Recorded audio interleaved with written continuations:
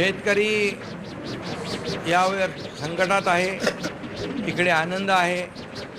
जे बळीराजाच्या डोळ्यात अश्रू होते, परंतु त्यावेळेस देखील बांधावर आम्ही सर्वजण गेलो, शिवसेनेची मदत केली. त्याचबरोबर सरकारने देखील मी सांगितलं होतं की शेतकऱ्यांची दिवाळी काळी होऊ देणार नाही. ते आम्ही पाळलं आणि शेतकऱ्यांच्या खात्यात दिवाळीपूर्वी पैसे जाऊ लागले, जमा होऊ लागले. जे नुकसान झालं, नुकसान भरपाईपोटी या ठिकाणी त्यांना दिलासा देण्याचं काम यावेळेस आमच्या सरकारने महायुतीने केलेलं आहे. मुख्यमंत्री देवेंद्रजी, मी स्वतः, अजितदादा, आम्ही निर्णय घेतला की यावेळेस संकट मोठं आहे. संकटात शेतकरी सापडलेला आहे, त्याच्या डोळ्यात अश्रू आहे.